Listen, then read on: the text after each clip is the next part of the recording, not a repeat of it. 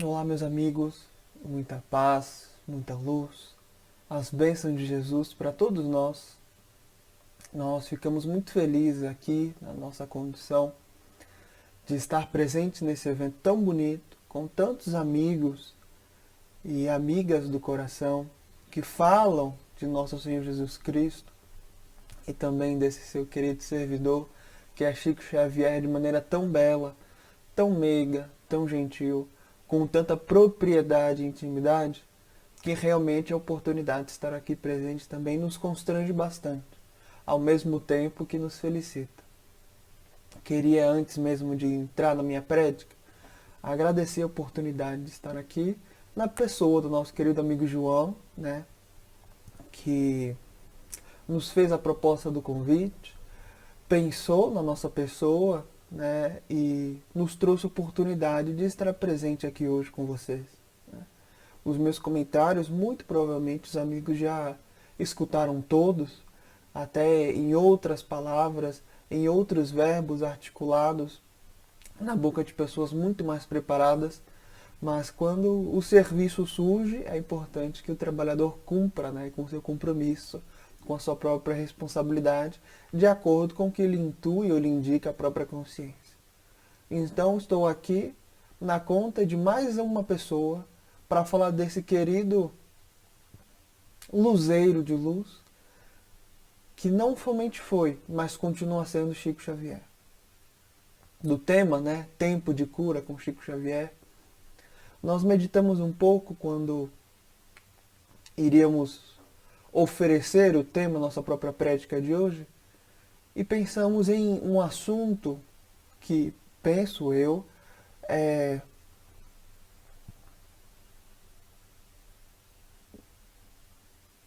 desejoso que cada pessoa possa desenvolver a seu tempo, né?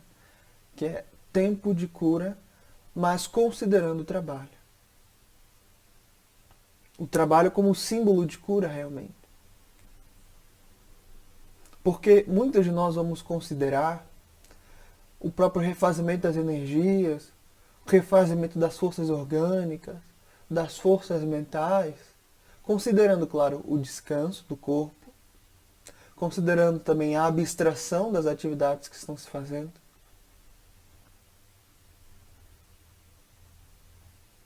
Mas também sobre a ponderação de que enquanto estamos ali gastando energia, estamos forçando, vamos colocar nesta condição, o cérebro a trabalhar, ou os braços cansados, o suor descendo o rosto, o restante do corpo, porque está ali dispondo de muita energia, de fato gastando energia para que se cumpra alguma atividade. É nesse momento, sabe, de grande cansaço que nós também podemos nos curar de muitas dores. E a gente queria abordar esse prisma, considerando, né, como centro nosso Senhor Jesus Cristo e o nosso querido Chico Xavier. Então, nos breves minutos, ficaremos aqui conectados, debatendo sobre este assunto, que de alguma forma, né, nem que seja por um piscar, um triscar de um momento, nosso coração possa bater em uníssono com o coração de nosso Senhor Jesus Cristo. Pois bem, consideração sobre o trabalho. É claro que a gente pode ir naquela pergunta clássica de Livro dos Espíritos, né? Que Kardec pergunta: o que é trabalho? E os Espíritos respondem: toda ocupação útil. De tal maneira que a gente pode gravar muitas pessoas em atividades comuns do cotidiano e elas estão ali em trabalho sério, trabalho dedicado. Alguém que cuida de casa, por exemplo, trabalha todos os dias. Precisa varrer o chão, lavar o fogão, lavar a louça, alimentar-se, alimentar a família. Assim mesmo como cuidar de si mesmo, com a higiene pessoal, os exercícios físicos para cumprimento com as disciplinas do corpo e por aí vai. É claro que a gente pode pensar no trabalho no sentido mais usual, em todas as profissões do mundo. desde o artista que pinta um quadro, desenha uma paisagem, fotógrafo, né, que registra o horizonte, até mesmo aquela condição mais clássica, né? Por exemplo, na condição do advogado, que escreve algum tratado, algum regimento, algum artigo de defesa. Ou o próprio cientista, na sua condição generalizada, que busca entender algum significado por trás de um fenômeno, que escreve um próprio artigo científico, é publicado em periódico, enfim. Entretanto, é necessário expandir, é necessário ir mais além. Tudo ao nosso redor trabalha. Tudo dentro de nós trabalha. O coração agora, no peito de cada um de nós, o meu e de vocês, está trabalhando incessantemente, palpitando sangue para o corpo inteiro. E o sangue também trabalha, porque carrega nas suas células que levam oxigênio para os tecidos e músculos e órgãos do corpo. Os neurônios também trabalham para que a gente possa observar. Os olhos também, amigos muito dedicados, continuam servindo, trabalhando. É claro que eles podem estar com maiores dificuldades de cumprir com essas tarefas em determinados corpos. Mas em consideração a isso, a gente tem outros órgãos que vão aumentar a sua própria sensibilidade. As mãos trabalham no serviço tátil constantemente. Os pés sustentam o corpo. As juntas ligam uma parte à outra. Os joelhos mesmo conectam a canela e a coxa. Cotovelo, braço, antebraço. O pescoço, então, nem se fala. A boca, agora, sendo utilizada, ou melhor, utilizando diversos músculos, tecidos e articulações para isso, para fazer esse serviço, esse trabalho da própria comunicação. E se a gente falou dentro de nós, como a gente também citou ainda há pouco, tudo ao nosso redor trabalha. A natureza é exemplo máximo, na minha perspectiva, de trabalhador de Jesus. Pegamos, por exemplo, ali uma fruta, qualquer fruta. Vamos pensar na manga, na banana, no cajá, enfim, qualquer fruta, de qualquer árvore, de qualquer planta. Uma fruta,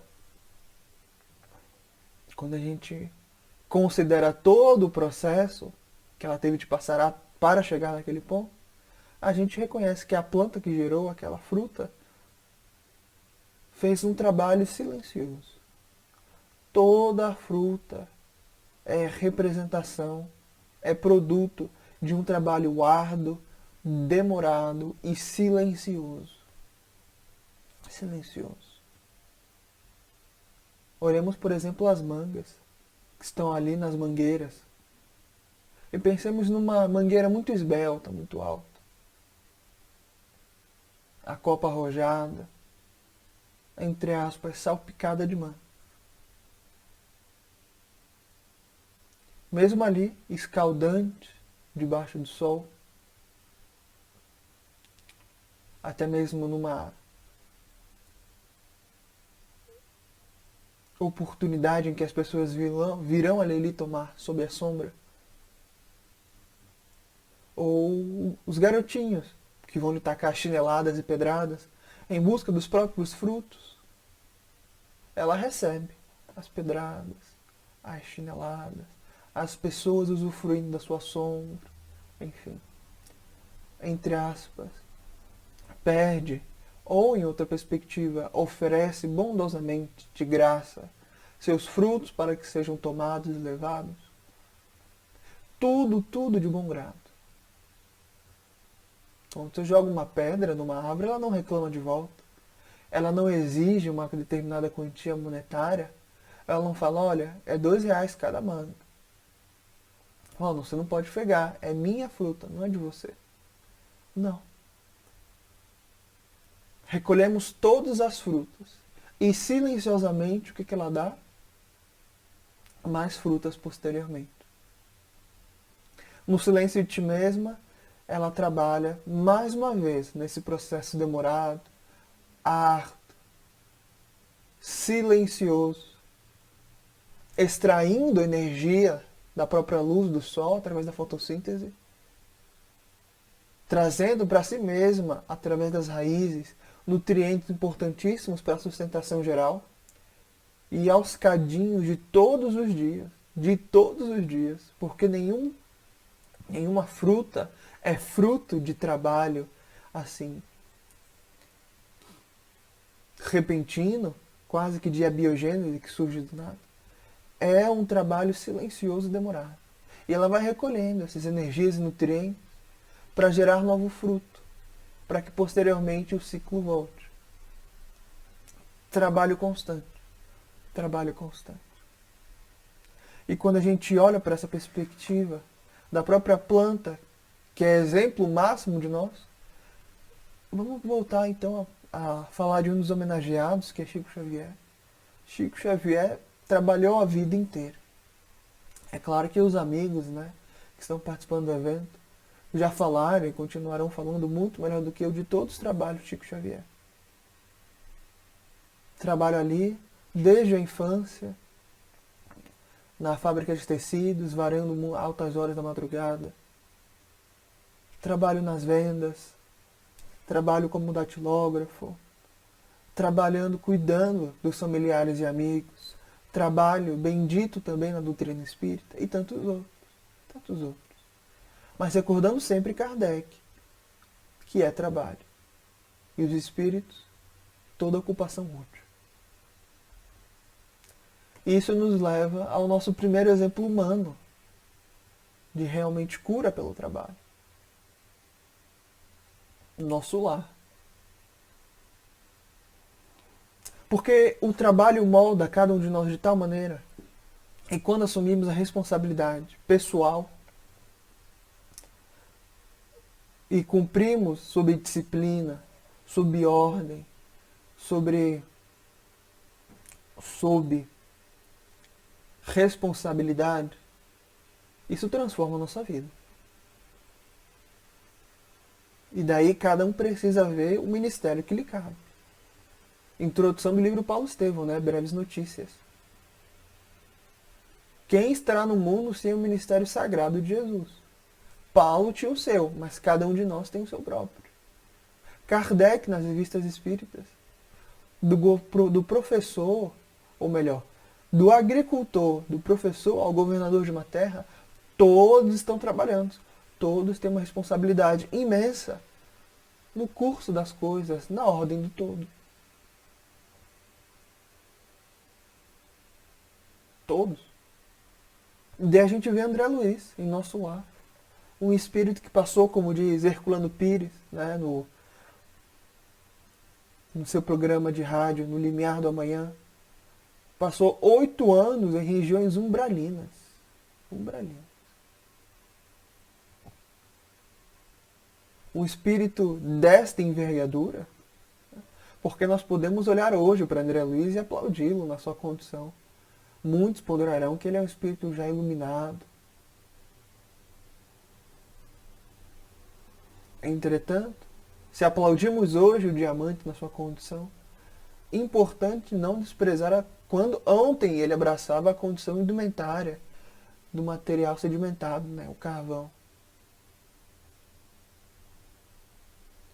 E aí ele abre nosso lar com aquela frase maravilhosa, né? Mensagem André Luiz. A primeira frase, suas primeiras palavras que ele decide para abrir o trabalho mediúnico com Chico, e também se introduz ao movimento espírita, é: a vida não cessa, a vida é fonte eterna, e a morte é o jogo escuro das ilusões.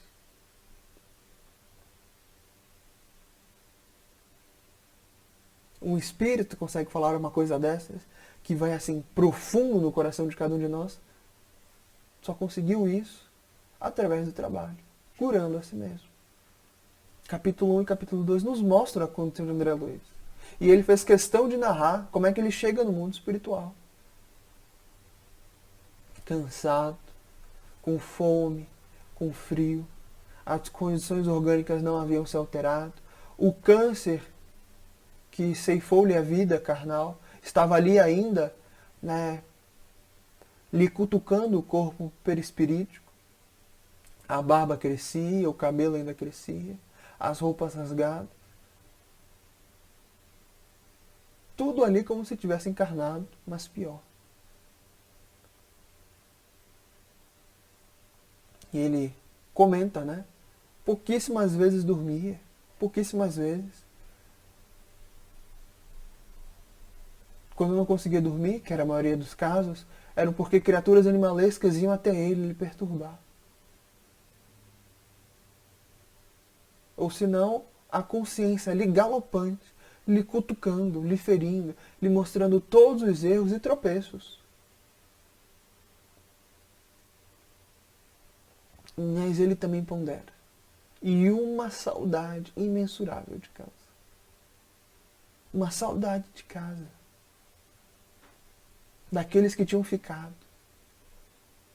Era a esposa, os filhinhos. E é curioso ele falar saudade, porque enquanto encarnado, ele nunca pensou nos filhinhos. Muito menos na esposa. Que saudade é essa? Que quando encarnado, ele estava ali na vida boêmia, traindo a esposa em múltiplas oportunidades, menosprezando o contato com os filhos, ignorando a responsabilidade de pai. E agora desencarnado, vê ali todos os prazeres, todos os benefícios que uma posição de cultura e riqueza lhe haviam lhe dado, cair por terra, um apanágio de fantasias. Como um castelo de cartas, rui ao chão, com o menor contato do vento.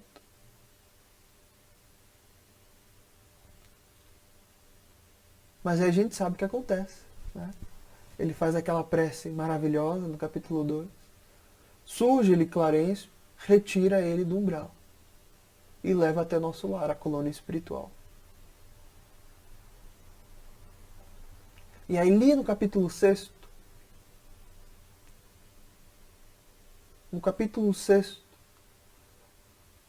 o médico espiritual que está cuidando do seu caso e Clarencio vão visitá-lo. E aí Clarencio, né, de forma muito gentil, pergunta: e aí, meu amigo, como que você está? André Luiz acamado, um pouco mais são e muito mais descansado, responde. Mas a resposta dele não é estou bem. Estamos seguindo. Estou melhor, meu amigo, graças a Deus. Resposta dele é uma sumarização de todos os problemas que ele estava passando e que ele havia passado.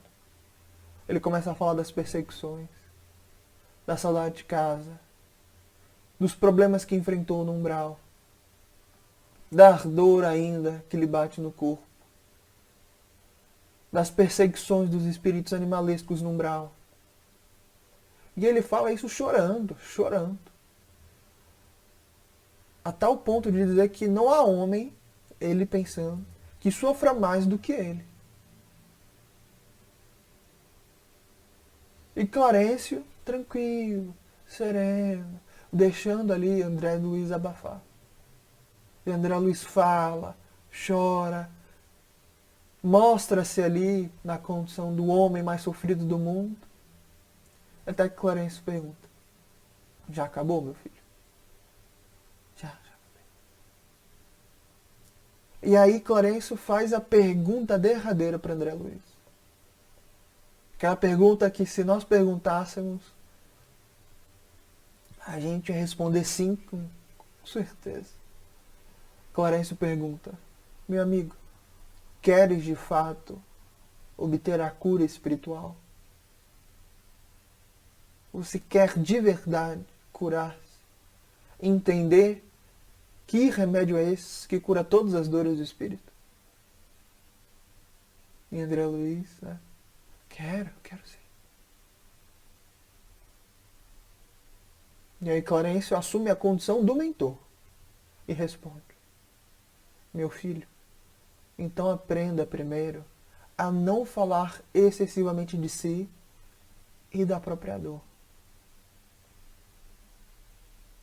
Não fale de si e da própria dor excessivamente. E é importante esse excessivamente. Em excesso, além do limite. Esse limite, cada consciência que se julgue. Não queremos aqui na nossa fala ir contra todos os processos, né, psicológicos, de atendimento, psicológicos, atendimento de psicanalistas, psicólogos, muito pelo contrário. É sobre falar excessivamente. E Clarencio fala. Prossegue para André Luiz. Lamentação indica doença da alma.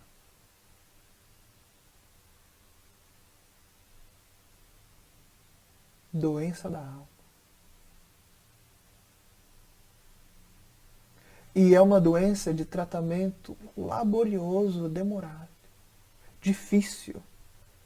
Quando a alma chega nesse ponto de apenas focar na sua própria dor e utilizar isso também para continuar sofrendo, e fica nesse ciclo vicioso de lamentação e processo repetitivo,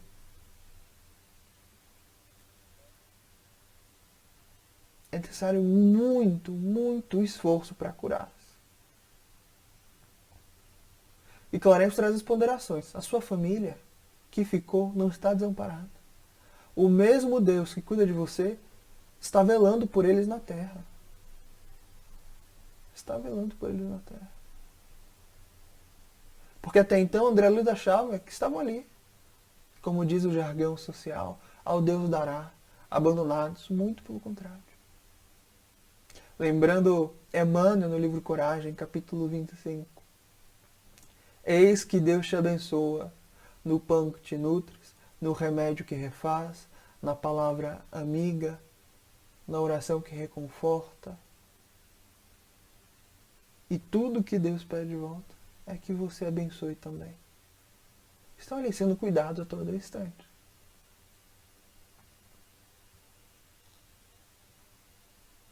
Mas agora Clarencio apresenta para André Luiz um outro roteiro de vida.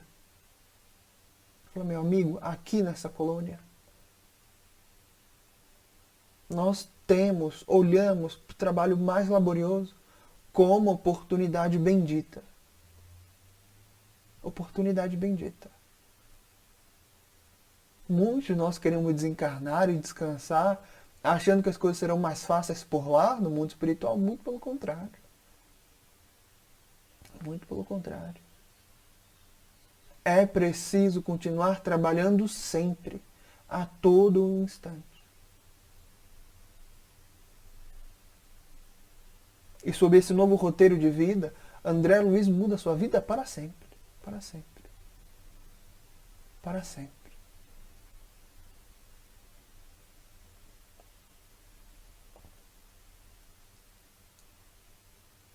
Curando-se pelo serviço, pelo trabalho. Porque é o trabalho, a nossa condição sacrossanta, que nos afasta do próprio mal ao redor e o mal dentro de nós. Coloca a mente ocupada, para que a gente não dedique tanto tempo na lamentação de si mesmo, nos pensamentos obsessivos de nossa parte, da parte dos outros. As situações complicadas, entre aspas, cabeludas da vida. Tudo isso pode ser retrabalhado sobre o próprio trabalho. Com o próprio trabalho. E trabalho edificante. Que fortifica, que esclarece, que dignifica. Que é útil aos outros.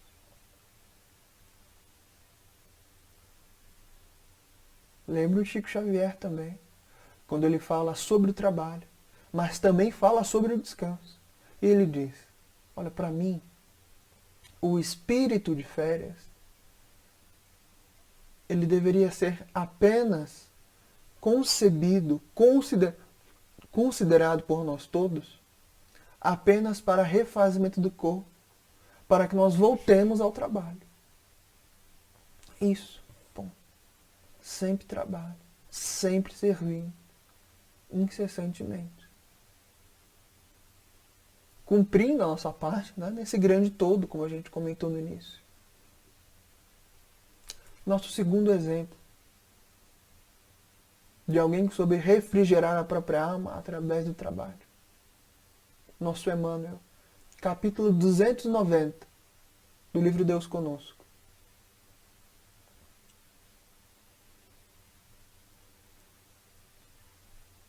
Padre Nóbrega.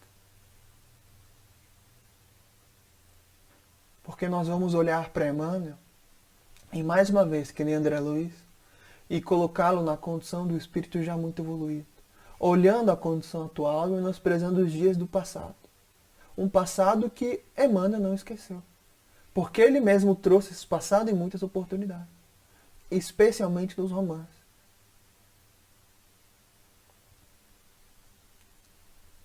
Públio Lentulus, bisneto e bisavô em 2000 anos. Nestório, 50 anos depois. Basílio em Ave Cristo. Damiano no Renúncio. E algumas, outras encarnações ali. Que ele vai psicografar em algumas outras mensagens. Nóbrega, o primeiro apóstolo do Brasil. Mas antes de Nóbrega, como a gente disse, 290 do Deus Conosco, da editora Vinha de Luz, Emmanuel fala da sua encarnação antes de Nóbrega. E mais uma vez, Nóbrega é considerado o primeiro apóstolo do Brasil. Humberto de Campos, no Boa Nova, diz: quando Nóbrega chega no Brasil, o sermão do monte do Cristo com as bem-aventuranças se repete. Se repete. Servidor incansável. Só que ele fala a sua encarnação antes de Nóbrega. O que ele estava fazendo? Ele diz: havia acabado de desencarnar no século XV, ali na península. Ele não fala qual península. Muito provavelmente a Península Ibérica, Espanha ou Portugal.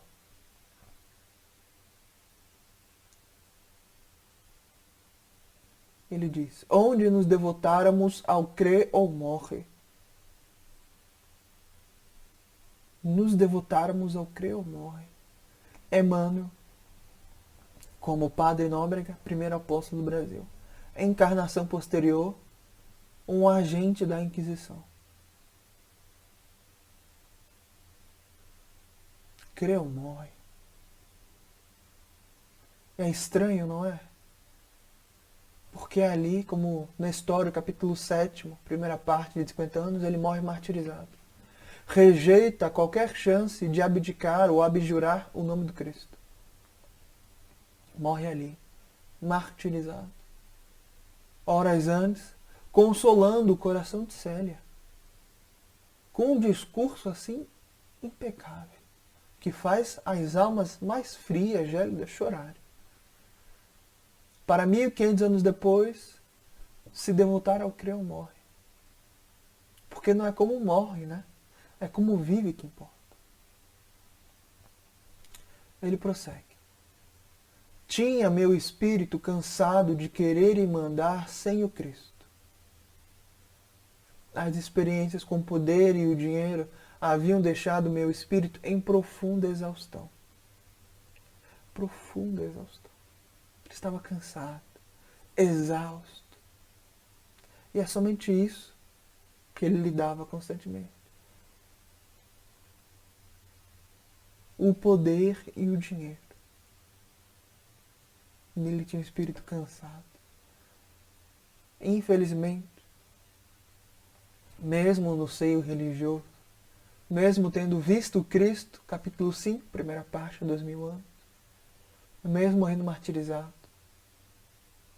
e muitos outros contatos diretos e indiretos com Cristo, nesses 1500 anos de encarnações, ele havia esquecido ali, João capítulo 4, Jesus e a mulher samaritana. Quem beber desta água não terá mais sede. Ele havia se esquecido dessa fonte preciosa. Fonte esta que está dentro de nós.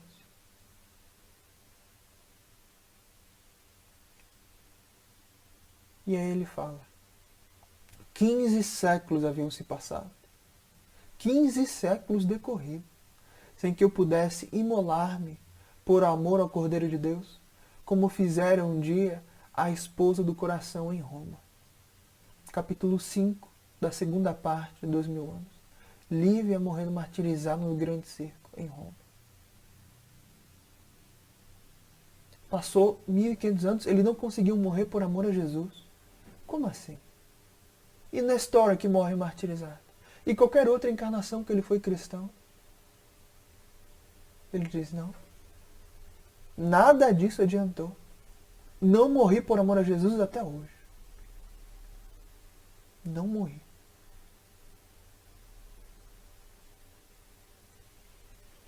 A gente estranha, né? Como assim? Ele não abdica, morre martirizado e diz que não adiantou, que não conseguiu morrer ainda. Quem responde para nós essa questão? Capítulo 13 da primeira carta aos Coríntios. É o próprio apóstolo Paulo. Ainda que eu tivesse nas profecias, falasse a língua dos anjos, sem amor, eu seria como o símbolo que soa, né? O metal que tine. Na época de Paulo, ali especialmente em Corinto, você tinha vários teatros. E na frente do teatro você tinha alguém batendo sino para chamar a atenção ao espetáculo. Quem não tem amor, mas faz alguma coisa, é como essa pessoa que só bate o sino para chamar a atenção para si. Mas dentro, tudo vazio. Ele prossegue. Especialmente ali no versículo 3. Ainda que eu desse meus bens para os pobres, todos os meus bens para os pobres, desse meu corpo em sacrifício, né? Ser consumido pelas chamas, se eu não tiver amor, de nada me adiantaria.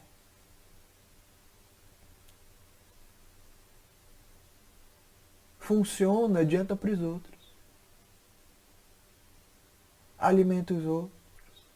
Sacia em determinado nível a sede dos outros. Inspira os outros. Mas para si não adianta nada. Por isso quando a gente olha assim a morte de Nestor é tão significativa. Frases impecáveis. Morte que muitos de nós desejaríamos ter também. Mas não é como morre, é como vive que importa. É como vive que importa. E eu pude ver essa mensagem, Deus Conosco, a original. A letra de Emmanuel, psicografada por Chico. A assinatura da ata.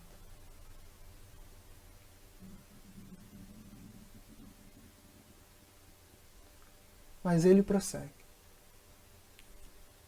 Ele queria uma oportunidade para esquecer o fastígio de si mesmo.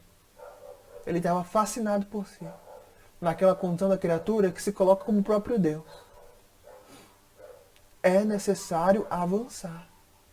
Mais uma vez.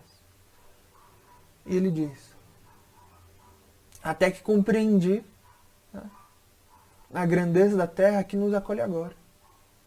E que Jesus, que o serviço a essas terras, especialmente ao Brasil, não me saísse mais do coração. E por isso aceitei de novo a sotaina, né, a batina de padre. E por Padre Nóbrega reencarnei. Padre Nóbrega. E ele diz, vi a terra realmente, imensa, gigante, e vi as dores dos índios. E ele buscou servir. Quando a gente lê biografias de Nóbrega, é como ler um Paulo Estevão à brasileira. Nas suas perspectivas, proporções, Nóbrega agora é Paulo de Tarso. E todos os gentios, né, são os silvícolas, os índios e demais sofredores que estavam ali no Brasil, naquele tempo. E ele vai servindo cada um deles. Não é à toa que os índios gostavam tanto de Nóbrega que lutaram ao lado dos portugueses contra a invasão dos franceses em determinada época. E ele serviu com o tempo que lhe foi dado. Quando a gente fala de Brasil, coração do mundo, pátria do Evangelho, é isso. Regeneração de almas, de criaturas. O mundo inteiro, a planeta Terra inteira, é o hospital do Cristo. Mas o Brasil é a UTI. É o pessoal em atendimento emergencial. Um dos primeiros regenerados do Brasil está aí. Nosso próprio Emmanuel. Cansado de querer e mandar sem o Cristo.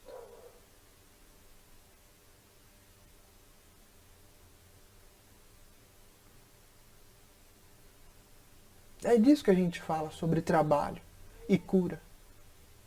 É nas suas próprias, no silêncio do próprio serviço, entregar a si mesmo a Jesus.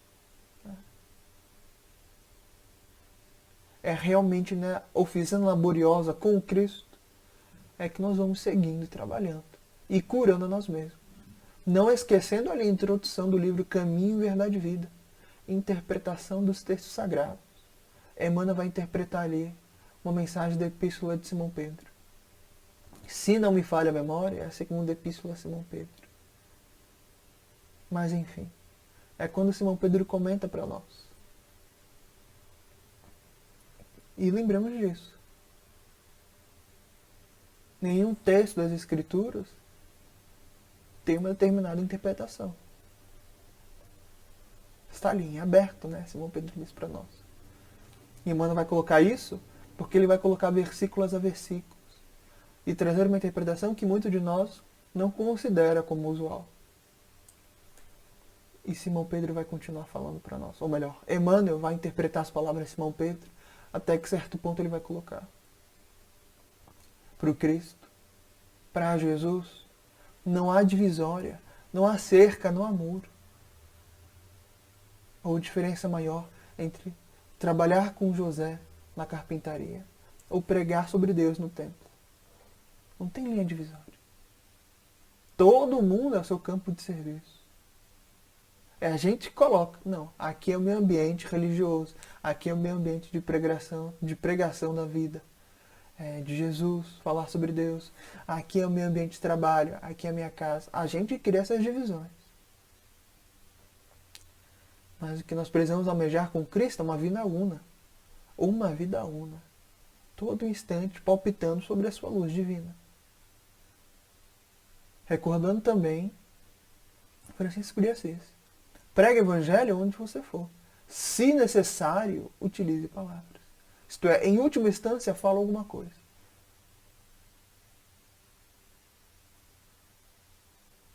Emmanuel também escreve. É por conta disso, de criar essas divisórias entre um espaço e outro. Ele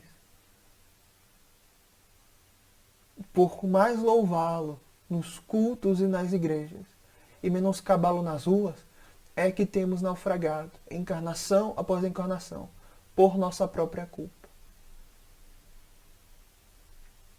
Culpa nossa. Ainda naquela mensagem de Deus conosco, Emmanuel fala o seguinte: em torno de nós há um povo que tem sede e fome do Salvador.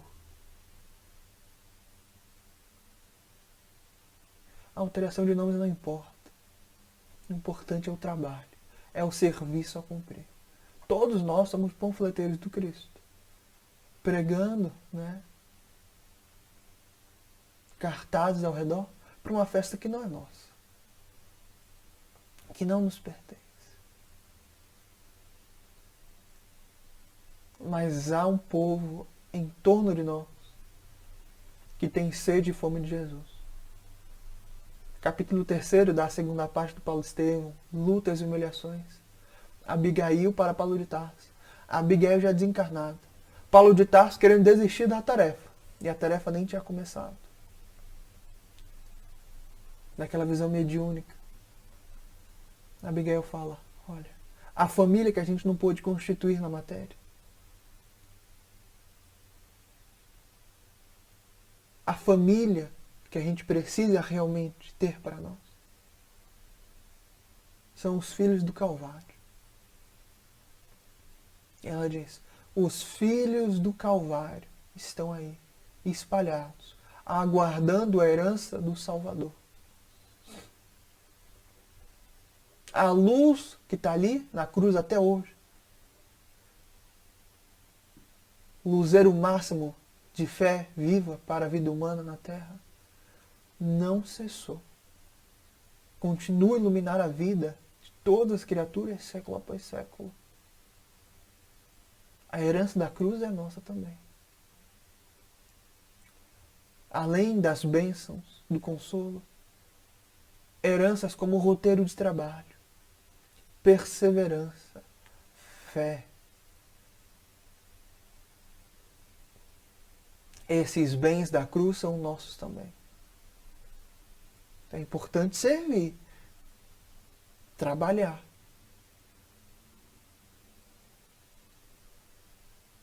E como último exemplo, para encerrar a nossa prédica de hoje, falei de André Luiz, de Emmanuel, mas comecei falando sobre uma planta. Aqui o nosso exemplo foi uma mangueira. E quero encerrar com mais uma planta.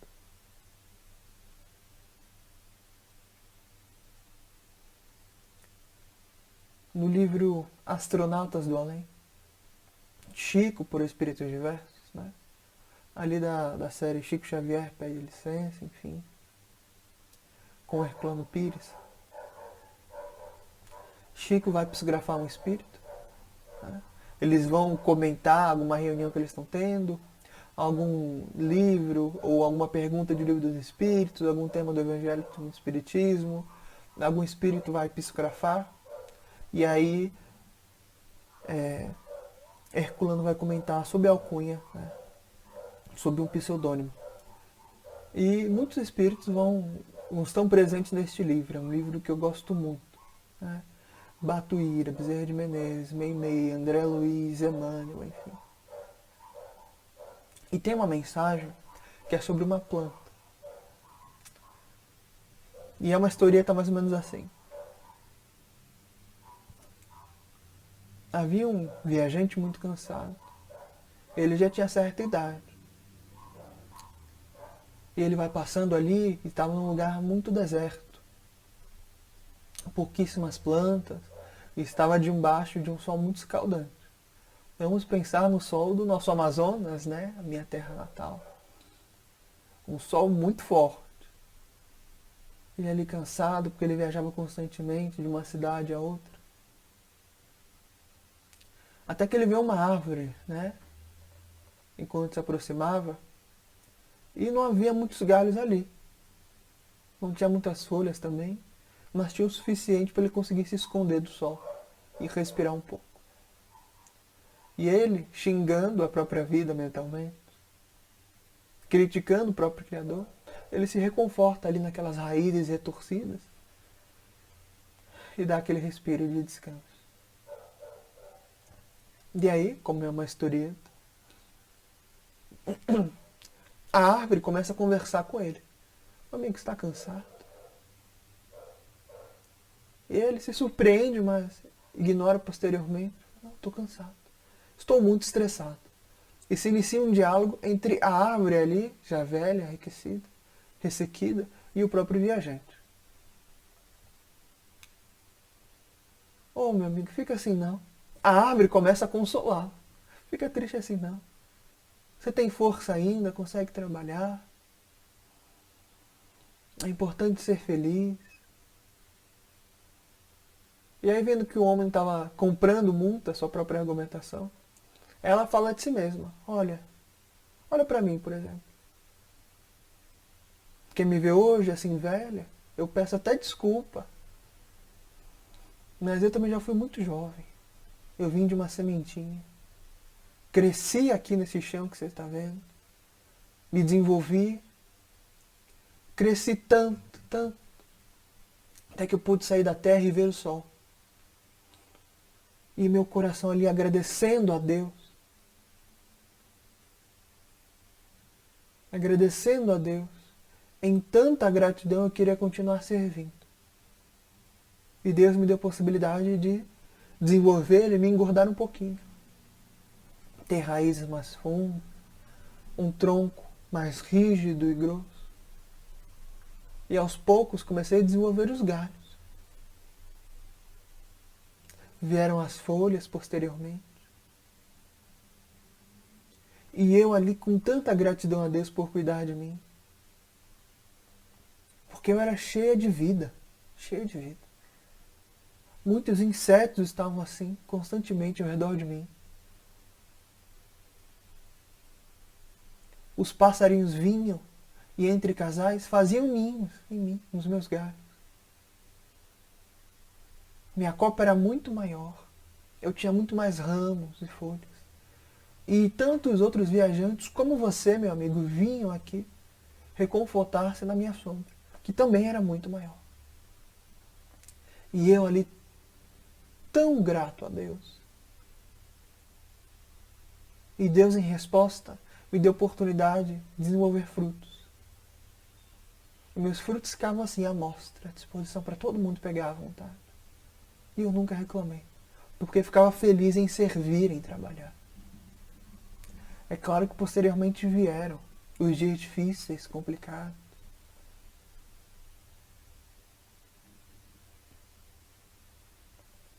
Veio o tempo, os frutos não vieram mais, os passarinhos não pousaram mais aqui. A vida em si se afastou um pouquinho de mim. Alguns galhos caíram, algumas folhas não voltaram.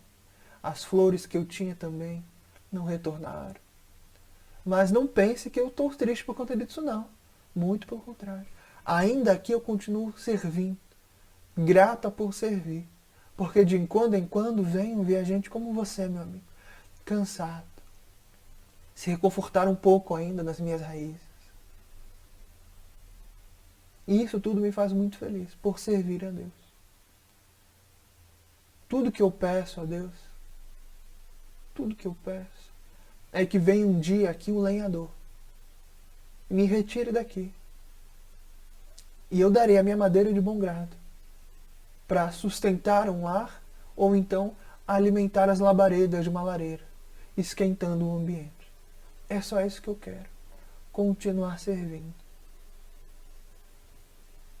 E esse diálogo revigorou a alma do velho viajante, cansado, quase que de supetão. Ele se levanta e faz um tratado com a árvore. Não, eu vou ser como você. Eu vou bendizer a Deus a todo instante, a todo momento. E ele vai ali feliz da vida, criando muitos planos de serviço com Deus. Este homem, ele tinha o mal de André Luiz, a lamentação profunda e excessiva. Ele não enxergava, né, os sofredores ao seu redor, como o próprio Emmanuel tinha dificuldade. As experiências com o poder e o dinheiro haviam deixado meu espírito em profunda exaustão. Mandar e querer sem o Cristo. Mas é só o trabalho que pode constituir a nossa fonte de liberdade e refrigeração das forças.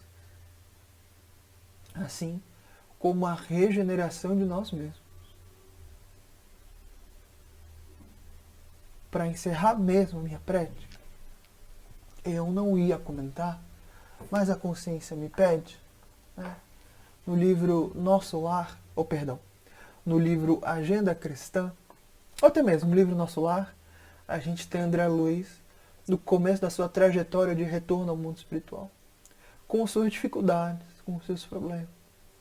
Mas é somente através do esforço pessoal, da entrega de si mesmo, que ele pode refazer a sua própria condição de espírito sofredor e ser um servidor do Cristo, a tal ponto de ter um trabalho tão farto nas mensagens junto com Chico Xavier. No capítulo 39 do livro Agenda Cristã, a gente tem o André Luiz regenerado. O André Luiz que pelo trabalho, serviço, a entrega, curou-se a si mesmo. E o título é muito sugestivo, porque, né, o tema do evento é Tempo de Cura com Chico Xavier. E é imprescindível também não esquecer o tempo de cura com Jesus. E o título deste capítulo, e é meu texto favorito de André Luiz, de todos que li até hoje, nesses pouquíssimos anos de doutrina espírita que tenho, o título é Com Jesus. E ele comenta: com Jesus, a renúncia será um privilégio para você. O sofrimento glorificará a sua vida. A prova dilatará seus poderes. O trabalho constituirá título de confiança em seu caminho. O sacrifício sublimará seus impulsos. A enfermidade do corpo será remédio salutar para a sua alma. A calúnia lhe honrará a tarefa. A perseguição será motivo para que você abençoe a muitos. A angústia purificará suas esperanças. O mal convocará o teu espírito à prática do bem. O ódio desafiar-lhe-á o coração os testemunhos do amor. E a terra, com suas renovações e contrastes incessantes, representará a bendita escola de aprimoramento individual, cujas lições purificadoras deixará você para sempre o egoísmo esmagado. André Luiz. O trabalho constituirá título de confiança em seu caminho. E é pelo trabalho constante com Jesus, recordando desses luzeiros que vieram antes de nós, que nós obtemos nossa própria cura. Essa tão almejada cura espiritual. Muita paz aos amigos, muita luz. Deus conosco.